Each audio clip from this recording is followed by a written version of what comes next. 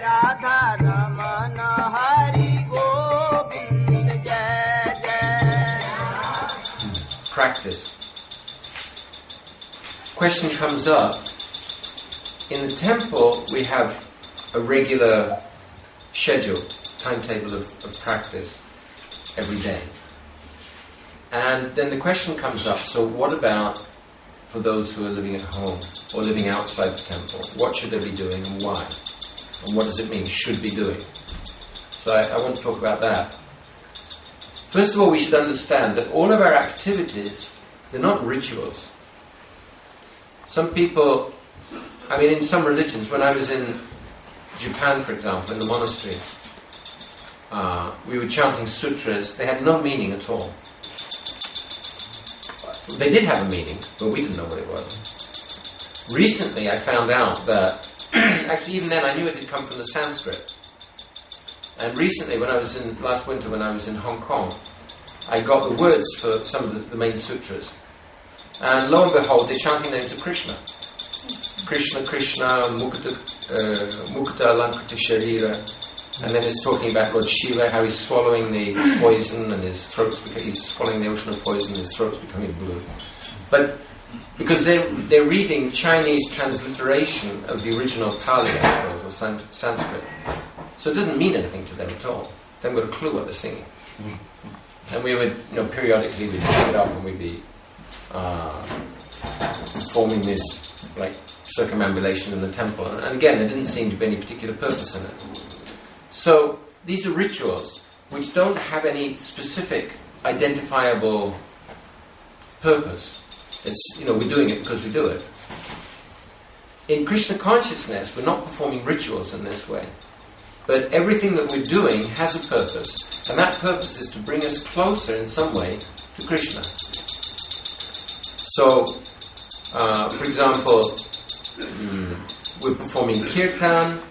And in that kirtan, we're glorifying Krishna for the purpose of improving our relationship with Krishna.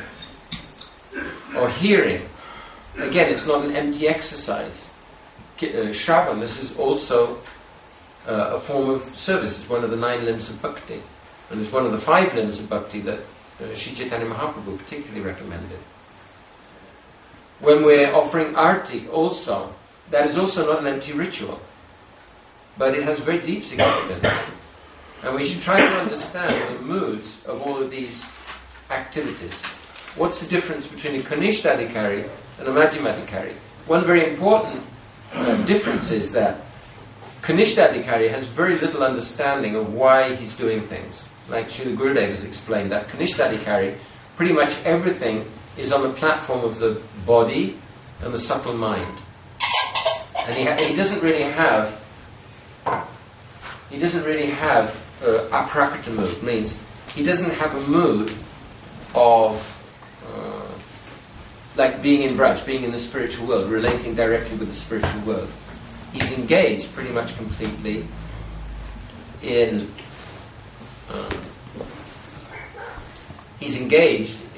offering things to Krishna. The whole transaction, as far as he's concerned, the whole transaction is taking place here in the material world. So we want to get, as much as possible, we want to go beyond that mood. Mangalarti is performed at the time when Radha and Krishna are waking up. So it's actually a very intimate, it's a very intimate service. When Radha and Krishna are waking up, Srila Param Gurudev is describing in his Mangalartik song what are the moods, how the birds are coming, and they're trying to wake up Krishna because Vrinda is becoming uneasy. If Radha and Krishna are not home by the time the sun rises, then they're going to get caught out. Or they'll be seen getting back. And there's going to be all sorts of scandal. So Vrinda's in great anxiety. So she's sending the birds to wake them up, and then the Sakis are coming in to dress Radha and Krishna, and they're singing very beautiful songs and talking in a very wonderful way with each other, with Radha and Krishna, like that. And then Vibhavari Shesh. So this is glorifying Krishna. So the Just like in the morning, sometimes the parrots come and they're glorifying Radha and Krishna. So here, the Sakis, they're also glorifying Krishna, calling many very, very beautiful names. If we read through the songs, sing the songs, and meditate on the pastimes there, then we can become very, very much absorbed in Krishna's names, his form, and pastimes like that. This is recommended. Gurudev is recommended. Then the deities, they're worshipped, and just like Radha and Krishna, the Sakis come and they bathe them and dress them nicely and then pack them off home so that they can be there in time. So similarly, the deities, they're also tended very nicely in the morning, worshipped. So this is, it's a very intimate service to Radha and Krishna, like in Gurvashtakam.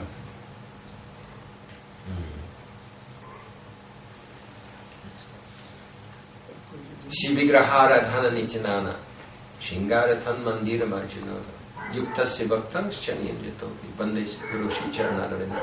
So the spiritual master, he's worshipping Sri Vigraha, the deities in the temple, along with his devotees. But also the eternal associates, they're worshipping Radha and Krishna in the spiritual world, in those beautiful tree temples, bush temples, kunjas, along with all their associates, with their attendant friends. So these are, as much as possible, we should try to remember the pastimes that are going on at that time. Our acharyas have arranged, and especially Srila Prabhupada has arranged, or Srila Saraswati Prabhupada arranged, that there's like a sandwich. You have a big chunk of Navavida Bhakti. In other words, the 9 limbs of Bhakti, that's going on in the morning. And then there's active service during the day. And then again in the evening, more Navavida Bhakti. Because we don't have the taste to sit down and chant continuously. Even those who are staying in the temple, and those who are living outside, so they're busy with their families, or they're busy with work, or whatever. So they don't have the opportunity for constant practice. Prabhupada said to, my Guru Maharaj said to Tamakrishna Maharaj once, he said, actually our business is to sit down, chant Hare Krishna 24 hours. Sit down in Mayapur and chant Hare Krishna 24 hours a day. Unfortunately, you have no taste for this. So therefore I've created all these big temples. So ultimately, this is our business. And to help us, we created a morning program and the evening program. And as much as possible, we should try to follow that way of living. But of course, it has to be adapted according to those who are staying outside the temple. That they have to adapt the program depending on their circumstances. What time they have to go off to work, how much time they have in the morning. So they have to plan what time to get up, take shower. Anyway, you have to get up, take shower, chant some bhajans or prayers, chant some japa, hear something or read something, offer prasad, take prasad, and go off and perform our duties, and then come back in the evening and again. So in the morning, Mangalarti, and then in the temple after that, Gayatri. Generally, the devotees chant Anik after Mangalarti. And then there's some time for japa. And then in the mat, the devotees sing bhajans. So they're glorifying the spiritual master. And then the Vaishnavas. And then Panchatattva. Shri Krishna Chaitanya Prabhu Nityananda, Shri Advaita Gadadhar, Shivasadi, Shri Gaur Bhaktivinoda. And then singing songs about Lord Nityananda, Lord Gauranga. Surrender also. And Radha and Krishna. And then after that, there'll be Harikatha. So when we're worshipping, so we're coming up like that, our first immediate link with transcendence is Guru. Krishna is very far away. Actually, he's very close, but we can't see him. So, but Gurudev, he's the personification of Krishna's mercy. So he's appeared in the material world, and we can relate directly with Srila Gurudev. And Gurudev is giving us the link with all of our acharyas and on up to Chaitanya Mahaprabhu and Radha and Krishna. Sometimes devotees, they want to read like Srila Bhaktisiddhanta Saraswati Thakur what he's written, or Srila Bhaktivinoda Thakur what he's written. and then criticize even, say, Srila Gurudev or Srila Prabhupada on the basis of what previous acharyas have written. So, oh, they're not following the previous acharyas. But there was one discussion with Srila Param Gurudev, and Param Gurudev said that Srila Saraswati Prabhupada, he knew exactly what Srila Bhaktivinoda Thakur was writing. He said that if we want to understand Thakur Bhaktivinoda, talking to his godbrothers, we have to understand through Srila Bhaktisiddhanta Saraswati Thakur. So similarly, if we want to understand the previous acharyas, really we have to do it through Gurudev and through Prabhupada. Like my personal experience, when Srila Gurudev came, I was listening to him and I thought, I've never heard anything like this. I think if Prabhupada were here, my Guru Maharaj were here, he would talk to us like this, but I never heard him say anything like this. And when Gurudev left, this was the first year he came, 96, he said to me, now you should read the books of your Guru Maharaj. So I started to read Chaitanya Charitamrita Adi Lila chapter 4 and Nectar of Instruction. And everything that Gurudev had said was there, and I read it, but it just hadn't registered. So I understood, if I want to understand even Prabhupada, then I have to hear from Gurudev. So, going up in bhajan, first of all with Guru, then Vaishnavas, and then Gauranga. Because the Vaishnavas, they've explained, like Krishnadas Kaviraj Goswami, he's explaining who is Gauranga. And then Chaitanya Mahaprabhu, he's explaining who is Radha and Krishna. Otherwise we can't understand, we don't have access. So like this, there's a steady progression up. Then we were discussing, we'll have a whole discussion later on about Archan. But it doesn't mean that in Archan we offer first of all to Gurudev and then to the Guru Parampara, and we're offering to Lord Chaitanya, and then we offer to Radha and Krishna. Because if we've offered something to Gurudev, he can't then offer it to anybody higher than himself. That's not possible. So we offer obeisances to Gurudev, and with his permission, and begging that he will actually, either we're helping him to offer, or he's helping us to offer, whichever, whatever mood there is there. But in any case, begging for his assistance, or begging to be his assistant, then we immediately worship Radha and Krishna and Sachinanda and Gaurahari altogether.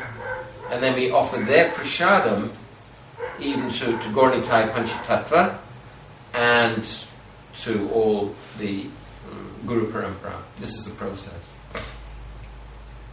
So there's bhajans, and then Harikatha, hearing. If possible, we can hear from Gurudev, of course, the ideal, or hearing from his preachers, advanced devotees. Otherwise, amongst ourselves, somebody can give class, or discussing Shastra, or of course, reading books together, watching videos, hearing tapes of Gurudev. Somehow the hearing has to be there.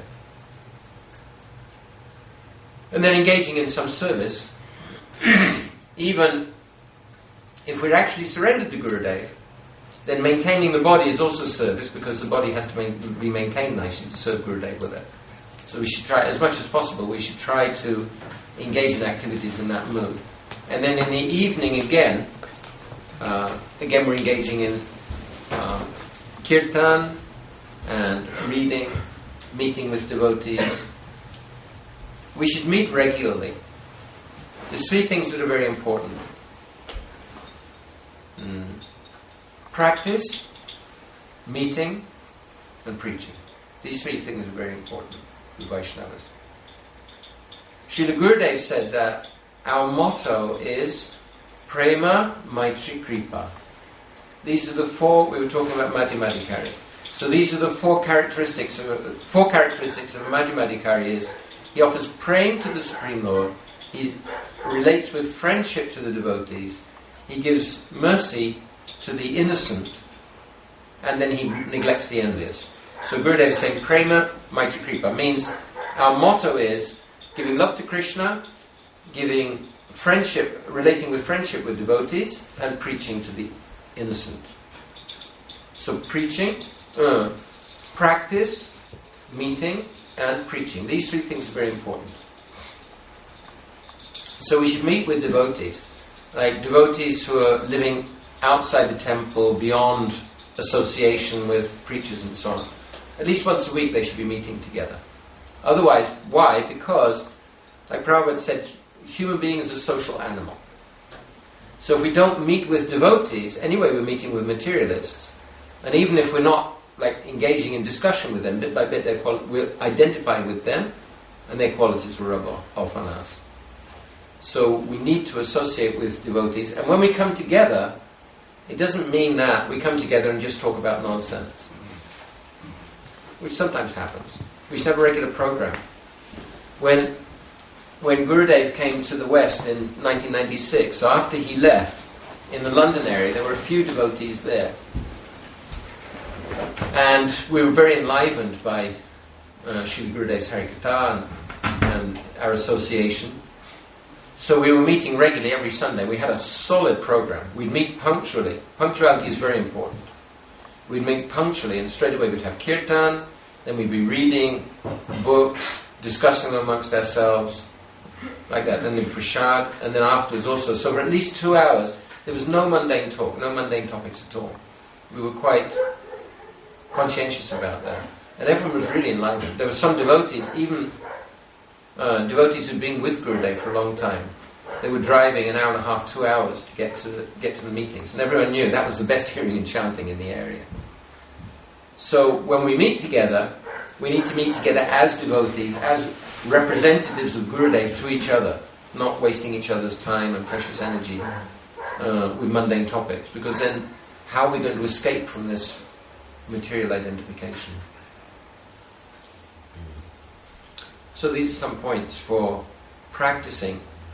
The whole idea is that we should understand what is the purpose. The purpose is, as much as possible, to make our relationship stronger with Gurudev, with Mahaprabhu, with Radha and Krishna. This is the whole purpose. It's not rituals so that we can think, oh, I'm a devotee because I go to the meeting and I do the kirtan and I hear the harikatha and I take the prasadam. No, not like this. As much as possible we should try to do it in that mood to increase, improve, deepen our relationship with Gurudev, with Acharyas, with Mahaprabhu, with Radha and Krishna. Hare Krishna.